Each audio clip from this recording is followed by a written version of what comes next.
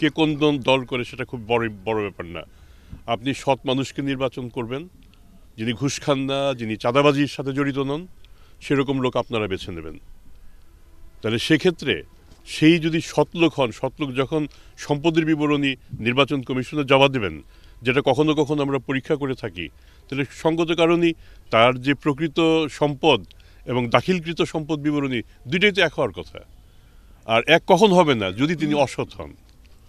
আমি শুধু এটা না, শুধুমাত্র আমি সৎ লোককে ভোট দেবো এটা বলবো না, নমিনেশন বাণিজ্যের কথাও তো আপনারা শোনেন। যে লোকটা নমিনেশন বাণিজ্য বহু টাকা খরচ করে নমিনেশন দেন, তার তো প্রথম টার্গেট হবে টাকাগুলি আমি কীভাবে তুলবো। তো টাকাগুলি কীভাবে তুলবে? আপনার ঘাড়ে পা দিয়ে তো টাকাগুলি তুলবে। তো কাজেই এটা একদম স্পষ্টভাবে এই পুণ্যভূমিতে আপনারা ঘোষণা করেন যে এখানে আমরা দুর্নীতিগ্রস্ত নির্বাচন হতে দেব না।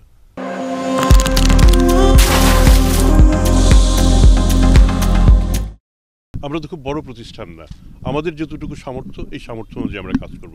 আমরা কাজ করি, আপনারা টের পাচ্ছেন, তুলনামূলকভাবে আগের চেয়ে কাজ বেড়েছে। আমি শুধু একটা উদাহরণ দিই, 2008 সালের নির্বাচনে আমাদের সাবেক প্রধানমন্ত্রী যিনি দেশ ছেড়ে পালিয়ে গেছেন, তিনি যে সম্পদ বিবরণী দাখিল করেন, তাতে শুধু একটা উদাহরণ দেই, তাতে কৃষি সম্পত্তির পরিমাণ তিনি সেখানে দেখিয়েছেন 5.21 একর। আর আমরা যখন অনুসন্ধান করতে যাই আমরা পেয়ে যাই 29 একর।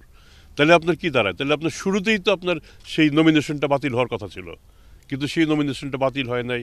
বাতিল না হয়ে তিনি এমপি নির্বাচিত হন, প্রধানমন্ত্রী হন, তারপর টানা 14, 15, 16 বছর তিনি শাসন করে যান। তাহলে শুরুতেই যদি আমরা হাত দিতে পারতাম, আমরা দুদক এই কাজটা করেছিল, কিন্তু শেষ পর্যন্ত এটা বাস্তবায়ন করতে পারেনি।